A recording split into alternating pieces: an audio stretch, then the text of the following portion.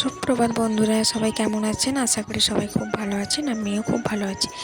তো আজকে এই যে সকাল সকাল চলে এসেছি নতুন একটা ব্লগ নিয়ে। তো আমার এই যে চাটা খাওয়া হয়ে গেছে, তারপর আমি ঘুম থেকে উঠে চাটা খেয়ে মেয়েদের চুলটা একটু ছাড়িয়ে নিচ্ছি। তো চুলটা কালকে তেল নিয়েছিলাম, তো এই যে চুলটা ছাড়িয়ে নিয়েছি, চুলটা বাঁধা ছিল সেই জন্যে। আজকে ওয়েদারটা এতটাই খারাপ যে কি বলবো, একবার করে বৃষ্টি হচ্ছে, একবার করে রোদ দিচ্ছে। যতটা রোদ দিচ্ছে ততটা আবার বৃষ্টি হচ্ছে, মানে কোনো জিনিসপত্র শুকনোও হচ্ছে না, কিছুই নেই। তো কালকে চুলে জ্বর নিয়েছিলাম, চুলটাও ভালো শুকনো হয়নি, তাও বেঁধে নিয়েছিলাম। তো কি করব, এই যে মেয়ে ধারে লিখছে, এখানে দেয়াল লিখছে ABCD, ও লিখতে শিখে গেছে যখন, ও চারদিকে লিখে লিখে বেড়াচ্ছে। খাতাতেও লেখা হলো, তার ওর সাথে ওকে একটু পড়তে বসেছিলাম, তারপরে ও ওখানে লিখছিল। তারপর আমি এখানে জামা প্যান্টগুলো আমার ভিজিয়ে দিচ্ছি, যেহেতু আমরা বাড়ি চলে যাব, আর থাকবো না। অনেক দিন থাকলাম, যেহেতু আমি আগের থেকে অনেকটাই সুস্থ হয়ে গেছি, তো এখন বাড়ি চলে যাব, কিছুদিন পর তখন আবার আসবো। তো এদিকে আমি জামা কাপড়গুলো ভিজিয়ে দিচ্ছি, মা কেচে নেবে। তো যে একটু পরিষ্কার হলে মেলতে হচ্ছে, আবার মেলার একটু পরেই আবার বৃষ্টি পড়ছে। তো কি করা যায়, বর্ষাকাল মানেই তো এরকম, জিনিস শুকনো হতে একদিনে শুকনো হয় না, 2 দিন 3 দিন লাগে জিনিস শুকনো হতে। তো এদিকে আমি সব ভিজাও বলে এসছে, ওইদিকে মাম্মাম বদমাইশি করছে, আর দিকে মাম্মামকে মা খাইয়ে দিচ্ছে। ওর খাওয়া মানে খুব বদমাইশি, খেতে হলেই ওর যত জ্বালা, খেতে না হলে কোনো অসুবিধা নেই।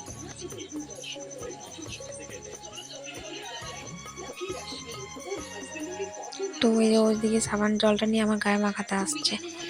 ও এরকমই করে, কোনো কাজ করলে সেটাও করবে। তো এদিকে মা মেয়েকে খাইয়ে করে এগুলো কেচে দিয়েছে, তো আমি এদিকে মেলে দিচ্ছি। আর আমার ক্যামেরাটা এখন কে ধরেছে জানো তো, আমার মেয়ে আমার ক্যামেরাটা ধরে দিয়েছে, তো ক্যামেরাটা শুধু এদিক সেদিক ঘোরাচ্ছে। বলো, মা পচা হয়েছে, পালাতে নাই। মা পচা হয়েছে ভালোবাসে না? না, তোমার কে ভালোবাসে?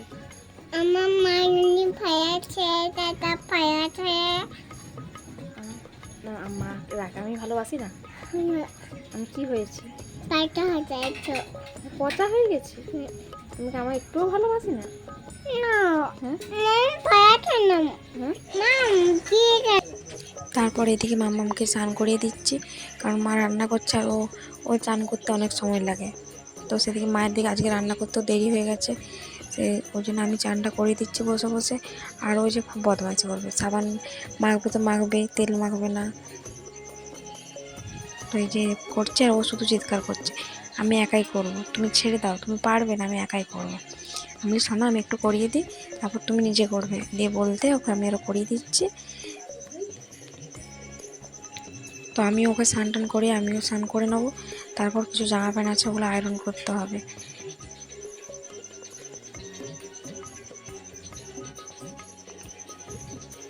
তো দেখতেই পাচ্ছ ও কীরকম বদমাইশি করে।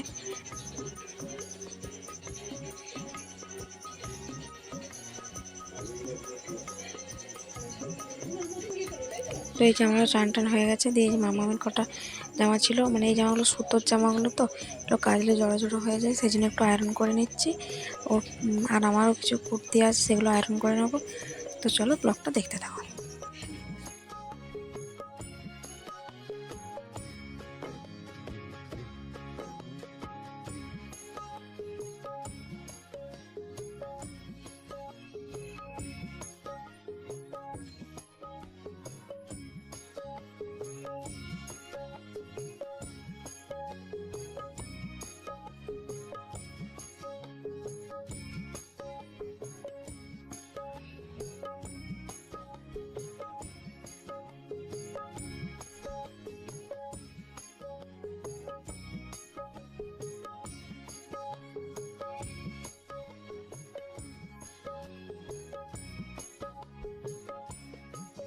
আর এই যেদিকে সব জামা কাপড়গুলো সব গুছিয়ে নিচ্ছি, সব ব্যাগে ভরে নিচ্ছি, যেহেতু আমরা বাড়ি চলে যাবো, সেজন্য সব আগের থেকে গুছিয়ে রাখছি। তো চলো ব্লগটা এই পর্যন্তই, চ্যানেলটি আমার সাবস্ক্রাইব করে দিও, কেমন লাগলো জানিও। চলো টাটা, সব ব্যাগে ভরে নিই, সব গুছিয়ে রাখলে, কারণ ছোটো বাচ্চার জিনিস তো কখন কোনটা খুঁজে পাবো না, তখন সেখানে যেয়ে আবার দিয়ে আসতে হবে, সেই জন্য আগে থেকে সব গুছিয়ে রাখাই ভালো। তো চলো টাটা।